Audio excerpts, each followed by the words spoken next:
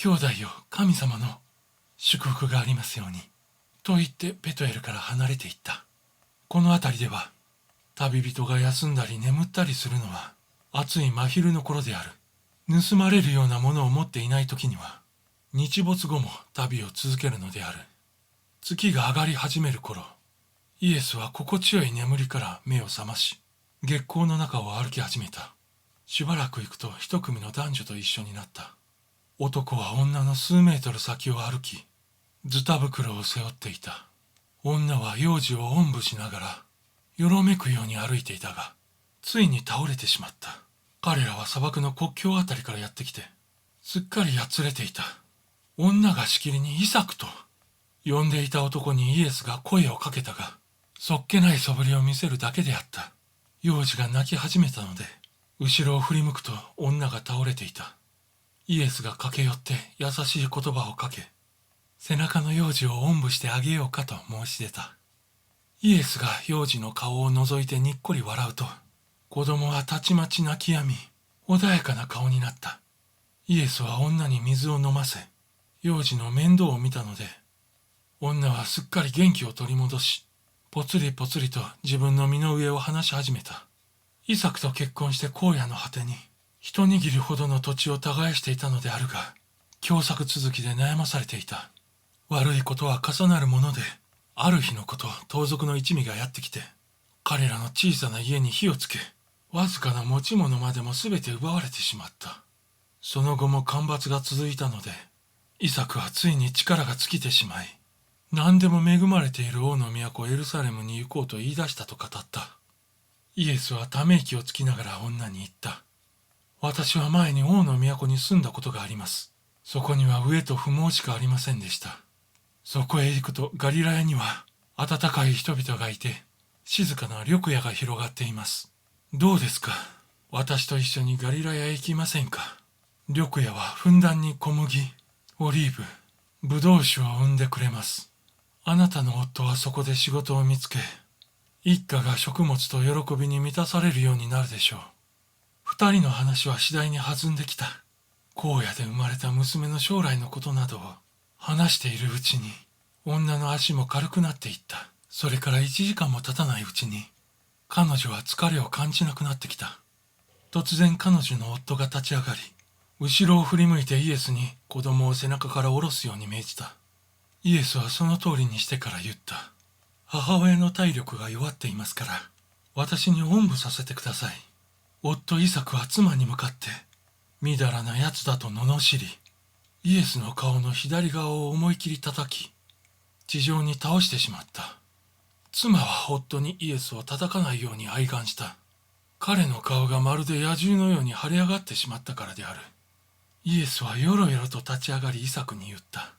兄弟よ、左のほっぺたを叩いたように、右のほっぺたも思い切り叩きなさい。それで気が晴れるのなら。イサクは大声で叫んだ。お前は臆病者の上に、俺の妻をたらし込もうとしているんだろう。とんでもない。私よりも弱り果てている。あなたをぶちのめすことと、あなたが元気な私を叩くことと、どちらがたやすいと思いますか？私の霊が他人の重荷を背負いなさいと告げているのです。さあ、どちらが優しいかを答えてごらんなさい。イエスが話している間、彼の頬の裂け目から血が流れていた。毅然として彼に語りかけているイエスの姿を見ているうちに、この野蛮な男は路上に座り込んでしまった。思いもよらないイエスの態度に驚いてしまったからである。同時にイサクはイエスがただならぬ人間であることに気がつき、これほど汚れのないまっすぐな人はいないことを知った。イサクは言った。あなたは小じのような格好をしておられますが、本当に勇気のある気高いお方です。とんでもない乱暴をしてしまいましたことをどうかお許しください。イエスは微笑みながら、今まで通り子供をおんぶして歩き始めた。イサクはこれ以上イエスに迷惑をかけたくないと思っても、イエスがあまりに陽気に振る舞っているので、言い出すことができなかった。彼らはなおも旅を続けた。その夜はある馬小屋で一緒に眠ることにした。次の日も旅を続け、イエスは子供をおんぶして歩き、イサクの熱心な話に耳を傾けていた。イサクは小さな子供の時から親に叩かれ、飢えに苦しみ続けてきたことを語った。視界の周辺の土地は干からびて、ほんのわずかな作物しか取れず、農夫はいつも食料不足に悩まされ、死の恐怖にさらされているそうである。イサクは暗い声で言った。わずかな食料を貯めておいても、いつも強盗がかっさらっていきます。だから私は誰も信用しないどころか、近づいてくる者はみんな泥棒に見えるのです。それで近づいてくる者を叩きのめして自分を守るしかないのです。今も私はすっかりあなたのことを誤解して、妻の手から子供をさらっていくのではないかと思い、乱暴してしまったのです。イエスはなるほどと思った。しかしイサクはなおも頑なな性格を改めようとはしなかった。イサクは自分の抱いている夢を語った。エルサレムには何でも豊かにあるのです。私はそこで仕事を見つけ、宝を手にしたいと考えているのです。私は怠け者ではありませんから、朝から晩まで働きたいのです。イエスは答えて言った。エルサレムにはあなたのように夢見る者が大勢おります。彼らは一日中よく働いてもわずかな給料しかもらえず、家族のためにパンを買うぐらいしかないのです。それよりも私と一緒にガリラヤへ行きましょう。エストラエロンの緑が果てしなく広がっていて、そこから労働者たちは腐るほど穀物の収穫を得るのです。ガリラヤの北の方へ行くと、ブドウやオリーブの実がたわわとなっているのです。あなたもそこへ行けば、宝物ではなく必要なもののすべてと喜びを見つけることができるでしょう。しかしイサクは、妻がどんなに願ってもイエスの勧めを受け入れようとはしなかった。イサクには、未だにエルサレムの宝のことが捨てきれず、ついにイエスの手から子供を引き離し、エルサレムの方へ向かうと言って聞かなかった。